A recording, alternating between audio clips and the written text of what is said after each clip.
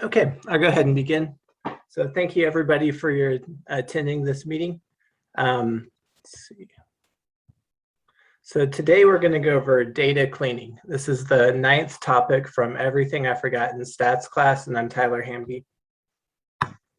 Okay, so in general, there's going to be 3 things that we're going to discuss. Reasons for data cleaning. There's inaccurate or invalid data. There's missing data. And then there's test assumptions. So first, we're going to start with inaccurate or invalid data. All right, so as far as causes of that sort of problem, you may have error within the electronic medical record. So just in the EMR and Epic, for example. You may have incorrect unit of measurements being used. So somebody may have used pounds instead of kilograms or inches instead of centimeters. It may be a measurement error, like if you've got a really wiggly child, sometimes it's hard to measure their height. I notice that there's a lot of inconsistencies whenever I look at height data from one time to another. Or it may just be a typo. Whoever entered the data in EMR and Epic may have made a mistake. All right, and then data entry errors. This is what, whenever you look at the EMR and you're importing that into your data collection tool, which is usually REDCap for us. You may have made an error while recording the data. You may have made a typo. So those are 2 different places where an error may have taken place. All right, so what to do? Ideally, you can preempt this from happening in the first place, and I'm going to discuss a number of preventative measures. If, however, it slipped through and you still made an error that's been captured in REDCap, you can still identify data after the fact, and then we're going to discuss solutions after that. So here are some of the preventative measures, preventative methods that, and we're going to focus on REDCap with this since that's what we use, but just different things you can do to ensure that you don't have a erroneous data point within your database. So for continuous measures, use text box fields and use validation. And so whenever you use the text box field, you're going to want to use validation of dates. I use month, date, year for dates. That's under validation. Use one of the different number types that they have for numbers. I think they've got integers, numbers, and then numbers for like 1 decimal point, 2 decimal points. I usually use integers and numbers because sometimes you may have a little bit more precise measurement for weight or something like that than just 1 or 2 decimal places. So in those instances, sometimes it's good to get the entire data point or all the decimal points. So I keep it vague, keep it general, and just use the number option.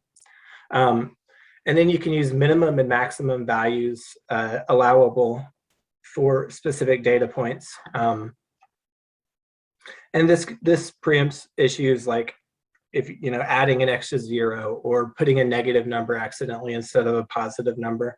So that's able to stop some of them, some of the data entry errors right there.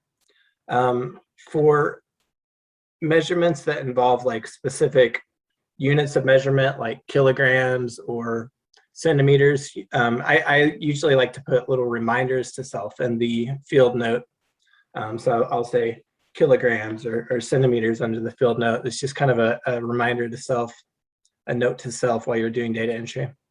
For categorical variables, ensure that you use the appropriate field type whenever you're when developing your database in REDCap.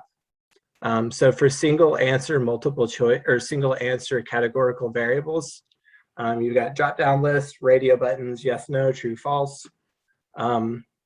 I usually use the radio buttons if you've got like a multiple choice kind of situation, just because you can at least see all of them and it's easier to just kind of select the one that's appropriate.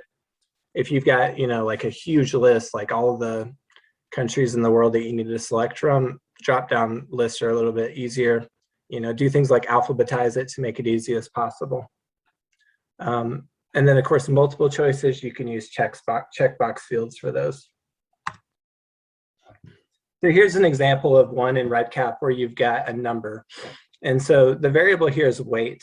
So you can notice a number of things that were done. So, first you select the text box field, and then for the validation, you put number. So this person selected 1 decimal place. I didn't create this particular variable, so I would have just selected the general number 1. But, what's nice is that this preempts you from, for example, saying 5 one time and then saying 5 kg another time. And so it prevents you from doing little things like that that'll kind of mess with it whenever you're doing the analysis later on. So you can only put numbers in it. It won't accept anything other than numbers. And then, of course, the minimum and maximum values I discussed, those were deemed to be the plausible values of weight that could have occurred within that population. And then a field note. It's nice to put that. Again, I didn't develop it. It says kilograms at the bottom, but what that does is that it sends shows a reminder whenever you're filling it out that this is kilograms, it's not pounds. So make sure that you're using the correct units. Okay, there's a little bit less you can do with regards to preventative measures for dates. For example, you do know that sometimes, of course, there's going to be relationships between dates. Time point 1 is before time point 2, before time point 3, for example. A date of birth has to be before or perhaps equal to the date of surgery. So there may be strict relationships between these variables. And here's an example of something in REDCap that I've recently started using that's really convenient. So for this one, the question is, how many urology clinic visits occurred in the month before the operation? And so, to answer that question, you have to figure out when was the date of operation, and then what's a month before that. And so, ordinarily in prior years, I would have just said that, that you have to go up, you have to scroll up in the screen and figure out when was the date of operation, do the mental arithmetic, and kind of write it down or remember it while you're figuring all this out. But there's this option in REDCap that you can have like a prior variable show up, within the question itself, the field label, or and the field note at the bottom of it, where it says 1 month before operation. You can have that show up from a prior field. So in that field text right there, the field label is the begin new section. The field label says begin operation, then parentheses, and then within brackets is the name of the operation date. And so that the brackets and then the name of the variable tells it to show up the value from a previous variable. So that pops up 4/27/21 is the date of the surgery. And so that way you can kind of just mentally take a month from that until, that's the range that you're using. I know that with the new REDCap updates, there's a new field called calc date that kind of does like a calculated field for dates. So you can say this date minus 1 month. And so that could be, March 27, 2021. And so you could say that date to April 27, 2021. And so that's something I haven't quite messed with yet enough to know much to speak about it, but that's an even easier, more user-friendly way to do it if you wanted to go that far. All right. And then identifying invalid data. So this is after it's already been collected. So there's various things you can do for that. For continuous variables, methods to detect outliers, which may potentially be invalid. You've got box plots that show outliers. You have scatter plots that may show bivariate outliers that are unusual for a combination of variables such as age and height. And I discussed some of this in the prior Lunch and Learn presentation on data visualization. So I'm not going to get too far into the weeds in this presentation. For categorical variables, really, there's not just a whole lot of things you can do with regards to the identifying invalid data later on with that. You can preemptively do it. The best method is just kind of prevent it from the first place using the data validation methods and ensuring that you have all the different options chosen that you need assigned to different numbers whenever you're developing the field. But you can also kind of find out different things, combinations of variables that may be implausible. That applies to both continuous and categorical variables.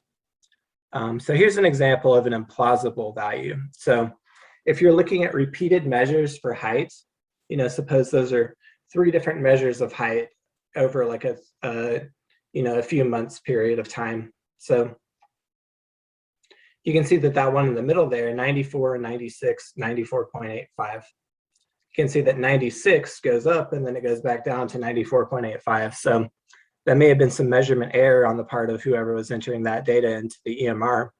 And so that could be an implausible value, seeing as the other 2 are both down there at 94.85. And so I'll show you in a minute how to kind of detect some of those sorts of issues.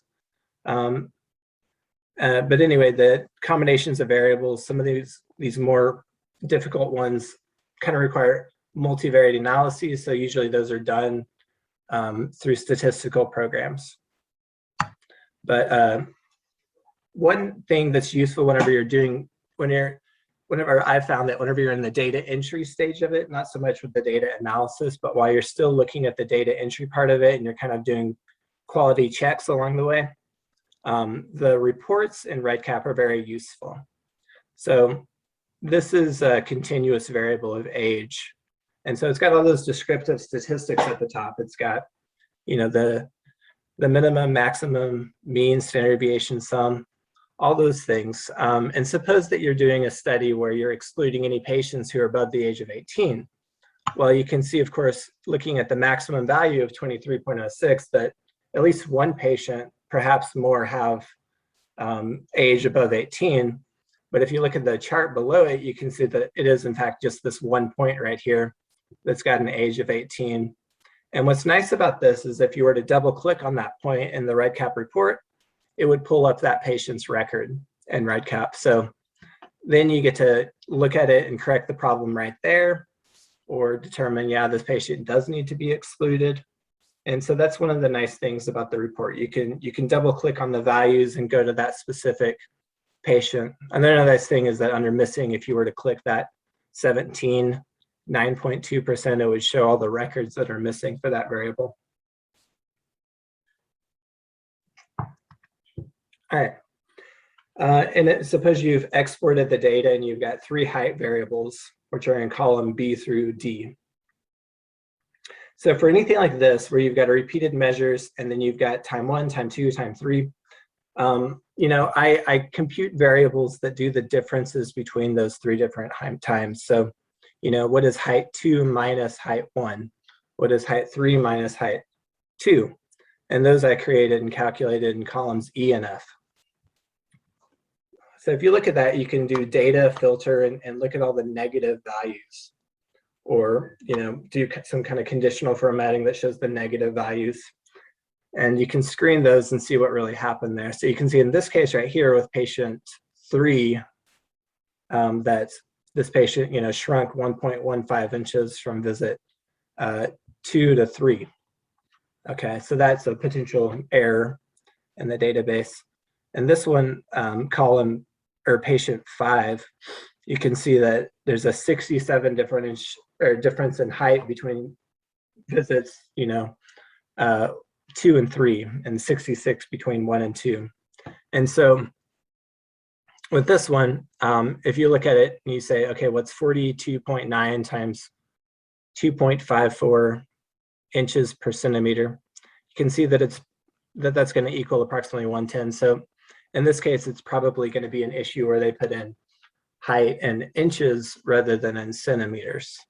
And so anyway, just computing these variables that are kind of just checks on your data entry methods and seeing if any errors took place in data entry, typos, whatever it may be, helps you to identify that.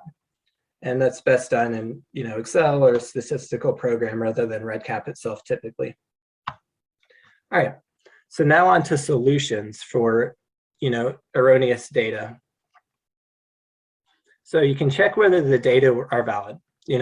Recheck the source first, electronic medical records, determine whether you made the data entry, whether you made the data entry error or whether the source was false, or whether the source had an error in it. And if it's something as simple as centimeters to height or centimeters to inches, then that's something you just correct and move on. If it's clearly a data entry error on the different point, you can do different things. But whatever it is that you decide to do, if you do correct it within REDCap, because you found that it's truly an erroneous data point, and it's something that's not reflected, it's not correct in the EMR, for example, I usually make a comment box for that particular field in that particular record to indicate what you did and how you changed it.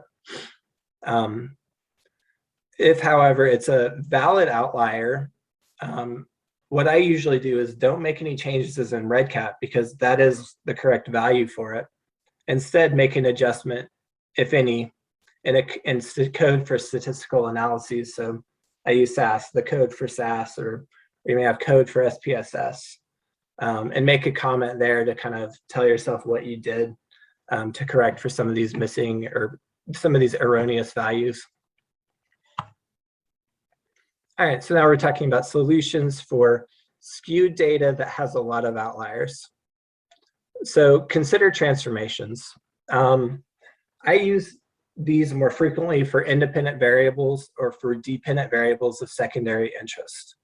The thing about transformations is that while it's good about making something fit a little bit more closely to being normally distributed and therefore fitting the requirements for the assumptions for parametric statistics, it makes it a little bit less intuitive. A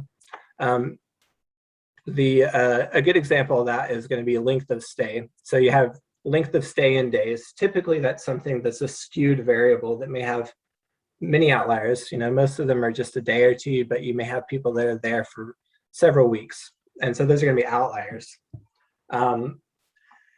And so that's something that I frequently take the logistic or the logarithm of, take the log of the natural log of length of stay. And so while it's not as intuitive, the log of length of stay isn't as intuitive to yourself as, just the length of stay, it's something that's a little bit more usable as far as the parametric statistics assumptions.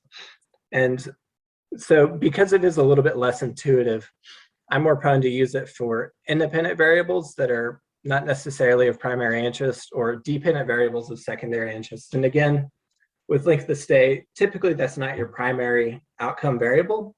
And so, it's one that I commonly use it for.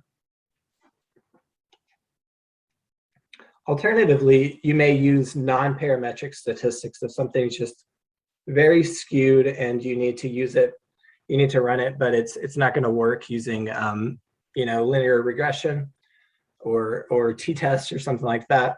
So you can use different non-parametric statistics. That's easy for univariate analyses. So those are typically going to be the common things like Wilcoxon's test or the rank sum test or like the Whitney U man test, those sorts of things.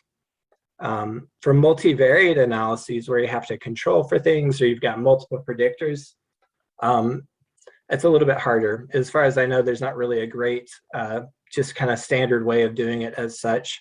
So typically you have to either group the dependent variables in some sort of category. So I think probably back in the 80s is when this was done very commonly, the median split. You just take the median of the dependent variable, split it into two, those below and those above the median, and do a logistic regression, with that binary outcome of whether something's below or above the median split. But that's a pretty weak method. It's low in power because you're taking an entire continuous variable and you're just basically splitting into two groups. A better way to retain a lot of that power of having a continuous variable and a lot of the information that's kind of embedded in that is to use multiple groups and then use ordinal regression. So, from 1 to 5, 5 to 10, 10 to 20 or something like that. Just somehow group that continuous variable into meaningful categories. For that purpose, I've often used quartiles or quintiles. Preferably you have some sort of meaningful way of splitting it up. If you've got ages, there may be age range that they're curious about, like 0 to 5, and then 5 to adolescence, for example, and then teenage years. So it just depends on how you want to do it. So I typically prioritize meaningful groups best, most, but if that's not possible, then quartiles and quintiles also work fine. And statistical methods have shown, studies have shown that this ordinal regression option is pretty powerful, almost as much so as a linear regression with a continuous variable, and much more so than a logistic regression with a median split.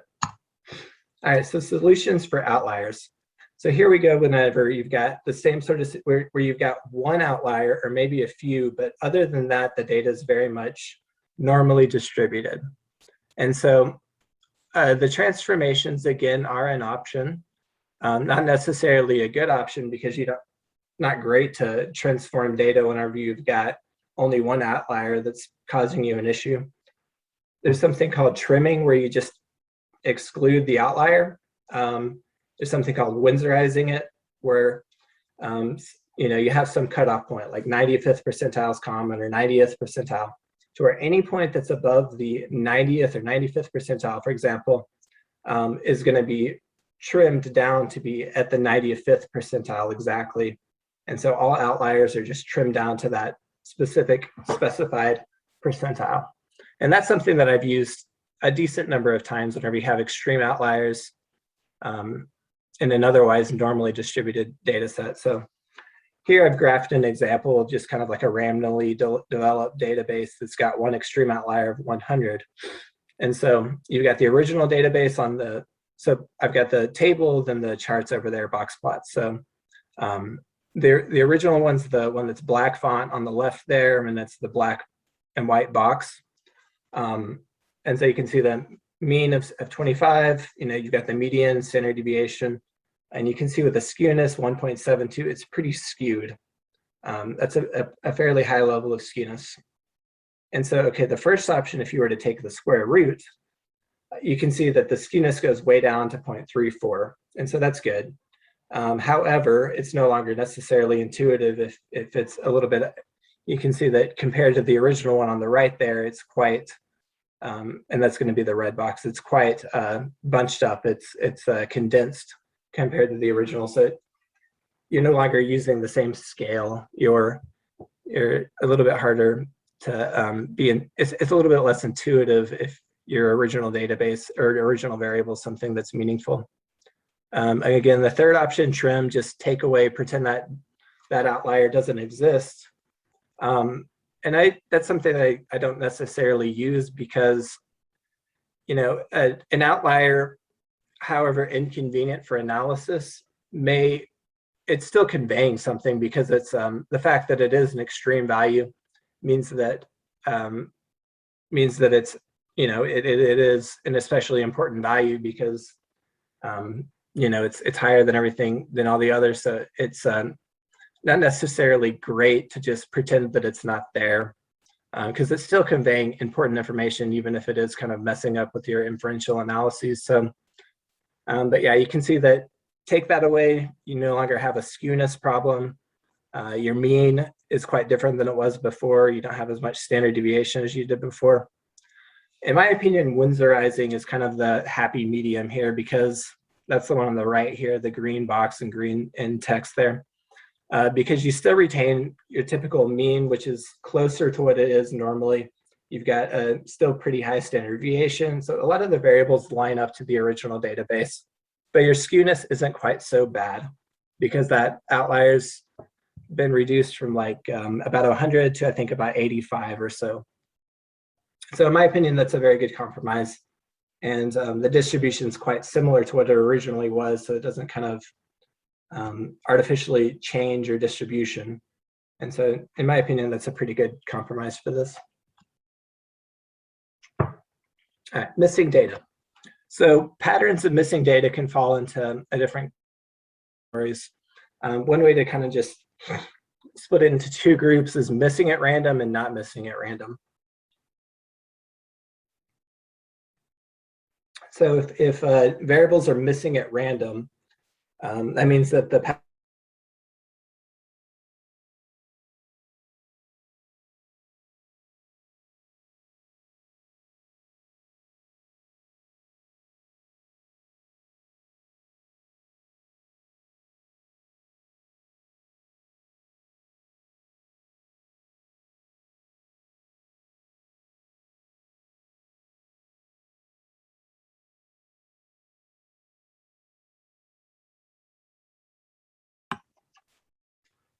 So examples of reasons for having missing values. So forms or procedures didn't exist before a certain date. That's an example of not being missing at random, because of course the missingness of that variable is going to be strongly correlated with the date that the patient came in, for example. But it's not necessarily a problem to have a tremendous amount of missing data for that, because you know why the data are missing, and it's just because it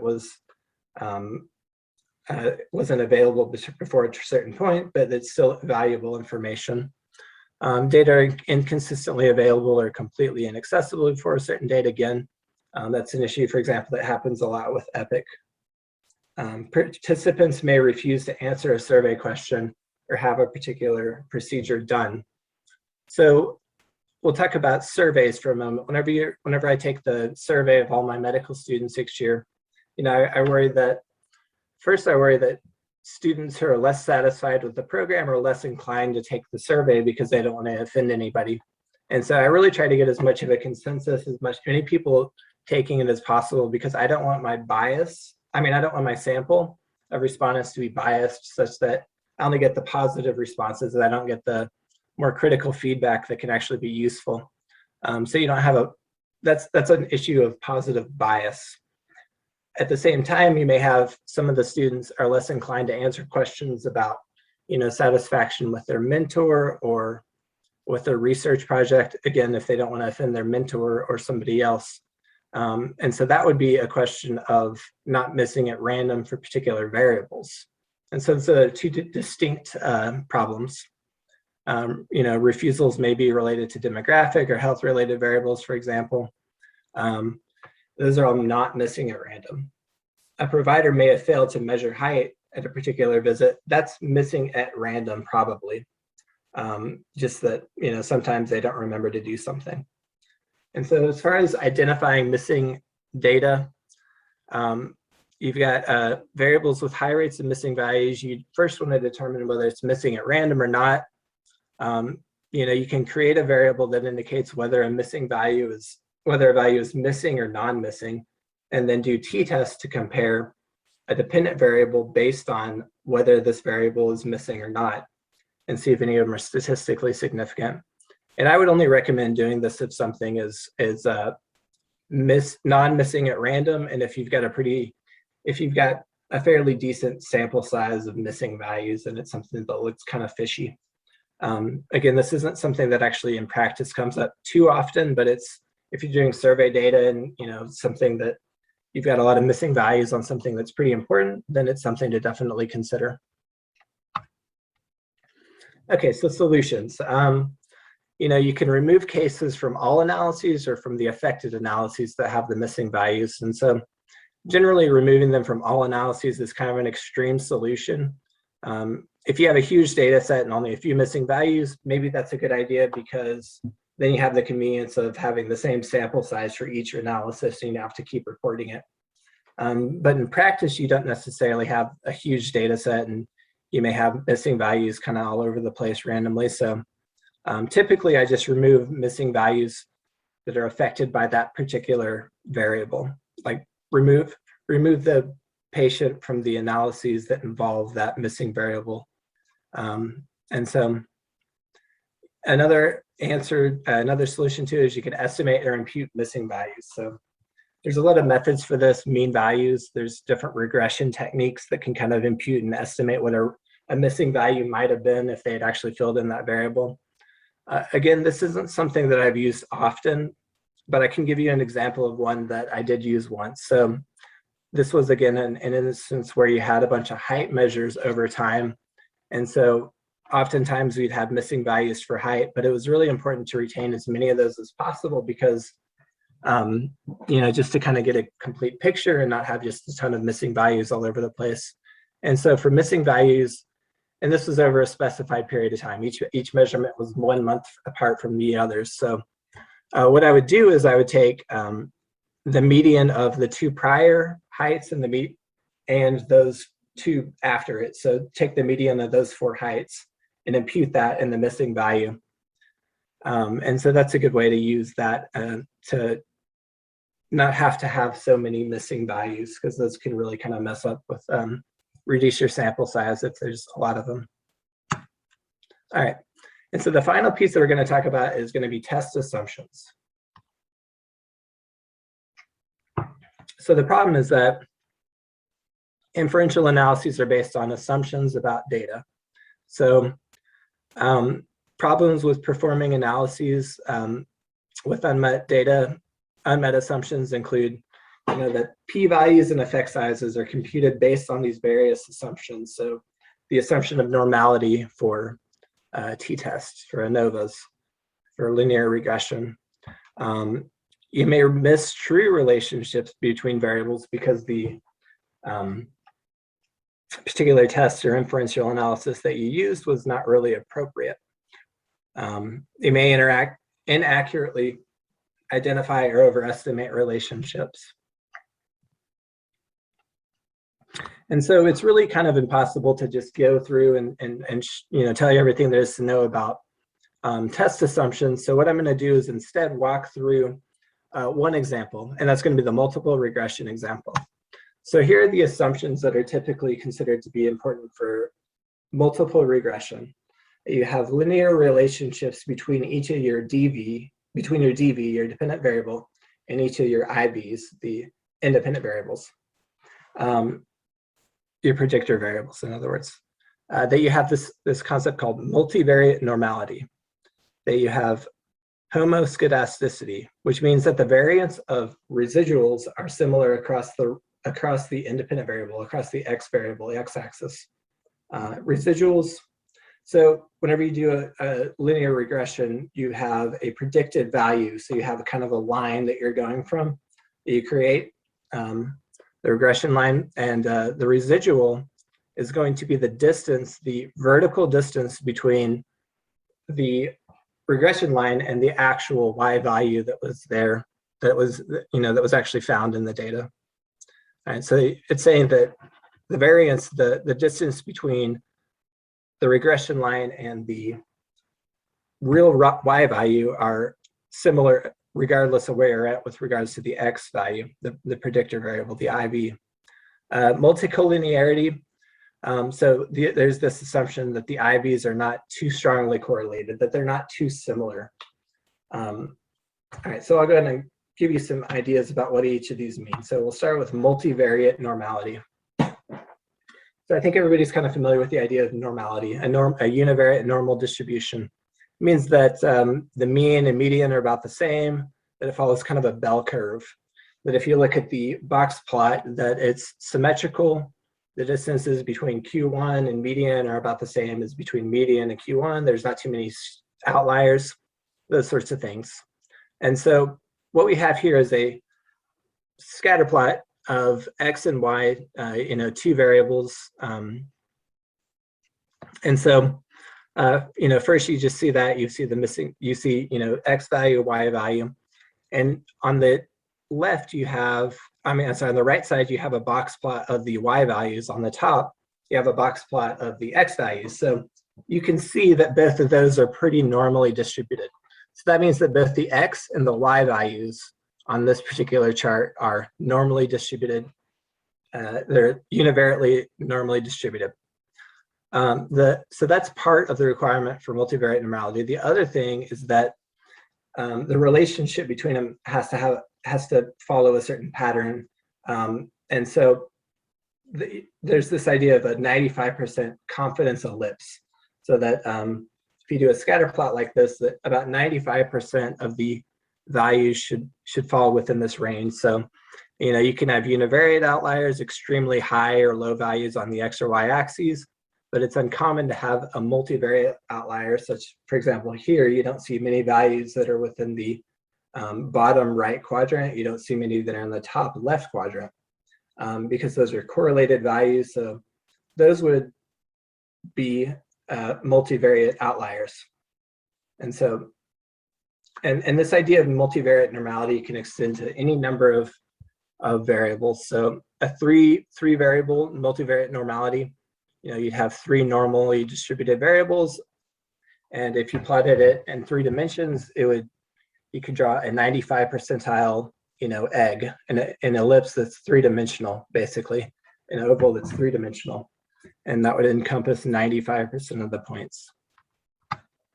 Heteroscedasticity is being shown here. So in each of these, you've got 3 different plots where you've got the x-axis on the bottom, the independent variable, then you have the y value on the x on the dependent variable on the y-axis. So and the blue line is going to be the regression line. So on the left chart, you can see that the distance between the blue line and each of the real values are about the same, regardless of where you're at with regards to the x-axis. In the middle one, you can see that the distances between the regression line and the y values get increasingly large as x gets larger.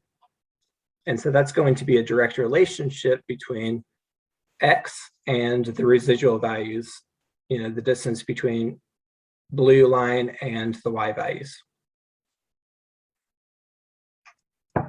And the right one, you can see that it's kind of symmetric. It's in the centered, the further you go from the center of the x's, which is about 5.0, the further you go from that, the greater the distance from the predicted value and the residuals. So they're predicted in the real values, so the greater the residuals.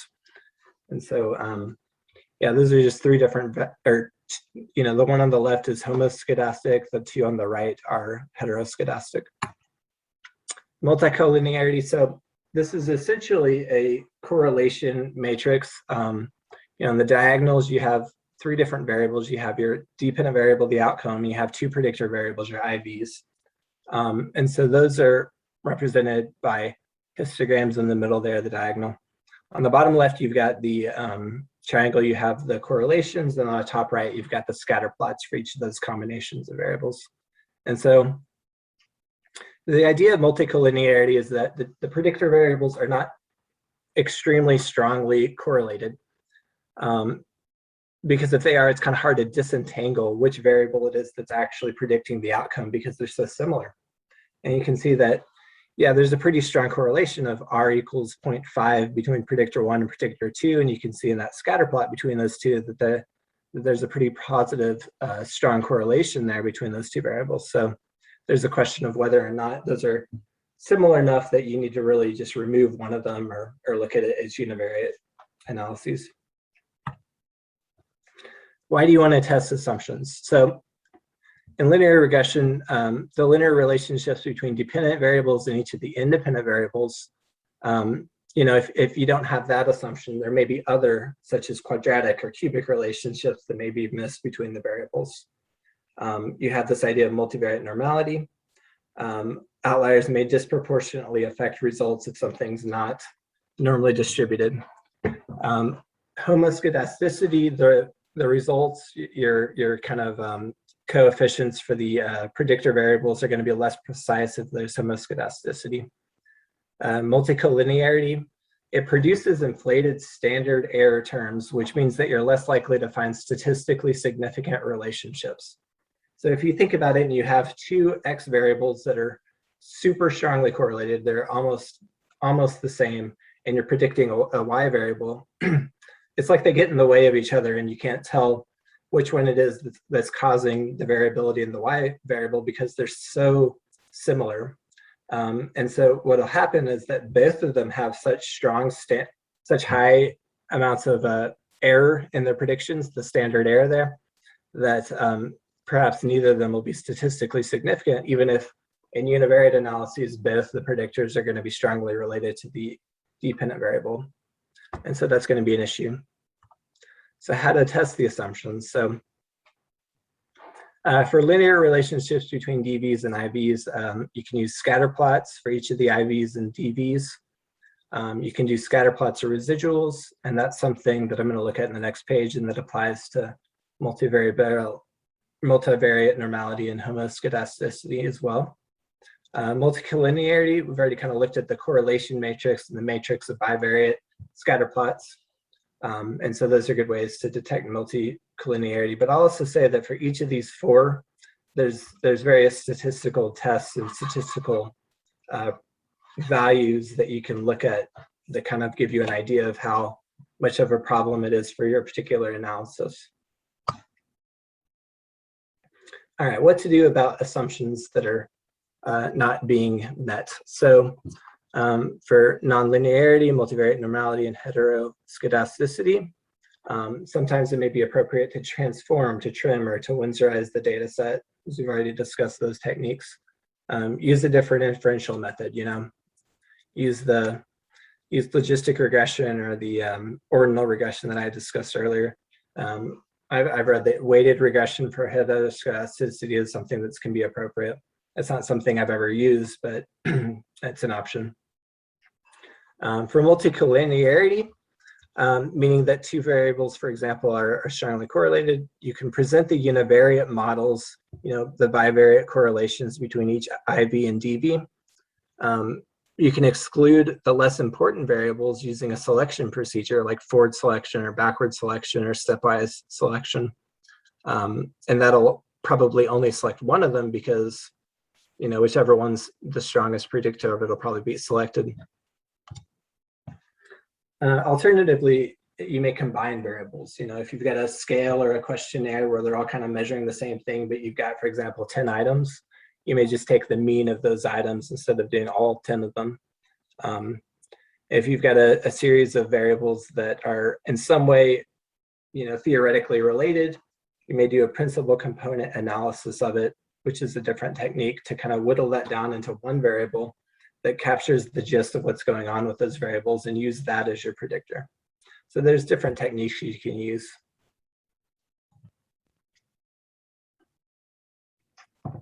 So this is something I got from a book, Using Multivariate Statistics by Tabachnik and Fidel.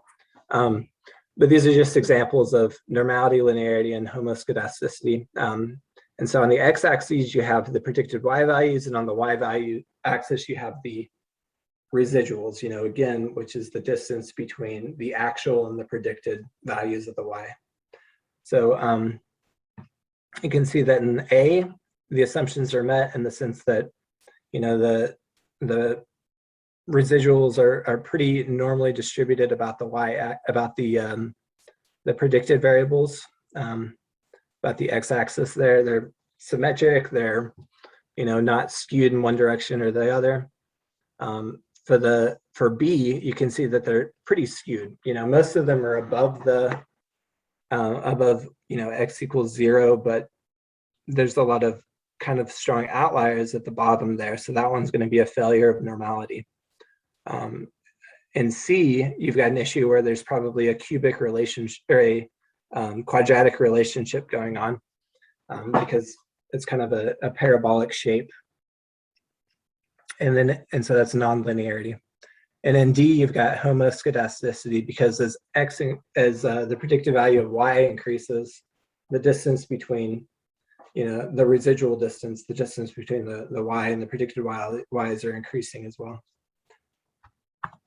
All right, and so just some quick examples, and then that's going to be the end of the PowerPoint. There's this couple example of outliers. So here I've plotted, I think, 10 points. You can see on the left that there's no outliers. So that line pretty well goes through, it's a regression line that goes through pretty well those 10 values or so. And the second one is the same set of points, except that the second point is, I put it all the way up to the top. So it's a pretty extreme outlier.